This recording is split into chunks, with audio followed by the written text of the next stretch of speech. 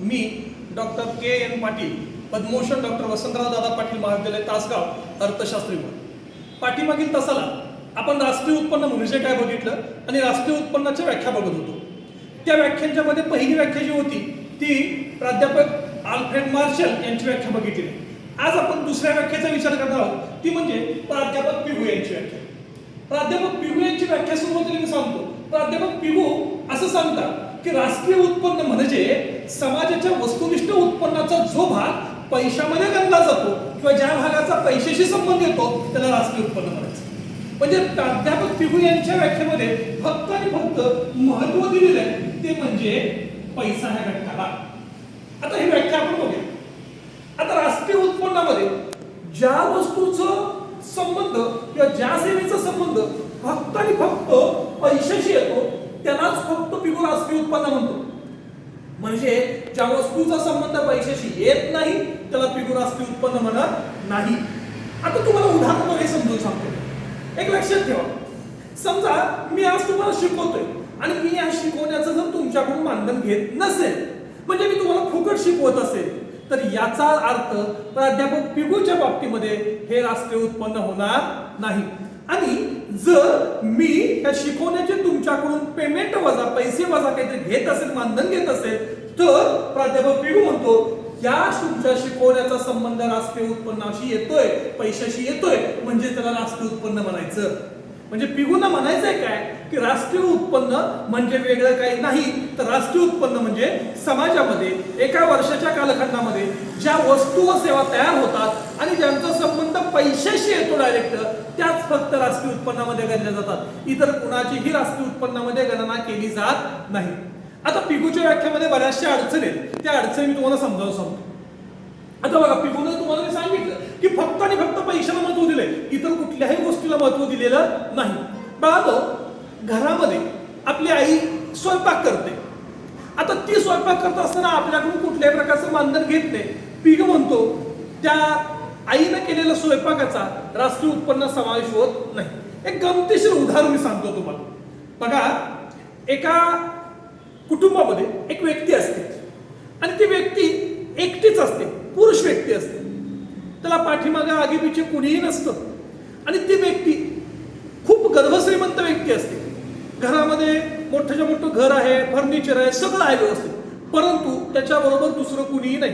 त्याला स्वयंपाक करता येत नाही, धुणं भांडी करता येत नाही, झाडलोट करता येत नाही, कपडे काहीही करता येत नाही. पण अशावेळी तो काय करतो तर तो घरामध्ये स्वयंपाकासाठी, धुणं भांडी करण्यासाठी, झाडलोट करण्यासाठी एक कामवाली बाई नेमतो. होतं काय की त्या कामवाली बाईला तो 20,000 रुपये महिना पगार देतो. आता त्या कामाचा संबंध, त्या कामवाल्या बाईचा संबंध डायरेक्ट तिच्या कामाचा संबंध पैशाशी येतो. मग प्राध्यापक पिगू म्हणतो त्या कामवाली बाईनं जे काही मिळवलेलं असतं ते म्हणजे काय असेल, राष्ट्रीय उत्पन्न असेल. पण बघा विद्यार्थी मित्रांनो, पुढे गंमत होते. गंमत अशी होते की अनावधानानं काही कालावधीनंतर समजा म्हणतोय की त्या कामवाली बाईचं लग्न त्याच पुरुषाशी झालं. तर होतं काय, वेगळं काहीच होत नाही, फक्त दोघांचं लग्न होतं. कामं तीच राहतात. घरामध्ये स्वयंपाक करणं, धुणं भांडी करणं, झाडलोट करणं, हेच सर्व कामं करायला लागतात. पण आता तो पुरुष त्या कामवाली बाईला, जी की त्याची आधी पत्नी आहे, आता त्या पत्नीला तो पगार 20,000 रुपये जो देत होता तो आता देईल का, तर देणार नाही. मग लगेच आमचा पिगू जागा होतो. बाळांनो, पिगू काय म्हणतो विद्यार्थी मित्रांनो, आता तिच्या कामाचा संबंध पैशाशी येत नाही, म्हणजे हे राष्ट्रीय उत्पन्न नाही. म्हणजे पिगूची व्याख्या कशी गमतीशीर आहे बघा.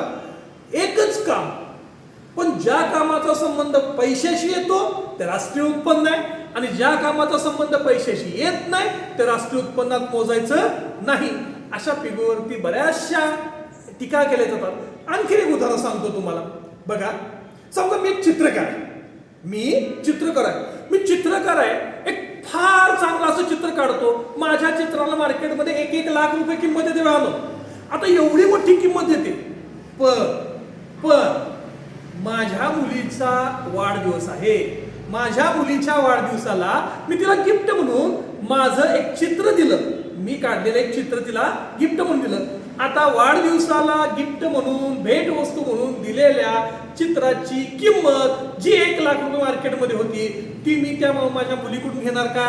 नाही घेणार. मग इथं लगेच आमचा पिगू जागा होतो आणि पिगू काय म्हणतो, सर आता मात्र तुम्ही तुमच्या मुलीला जे काही चित्र गिफ्ट वाढदिवसाला दिलेलं होतं ते राष्ट्रीय उत्पन्नात मोजायचं नाही का?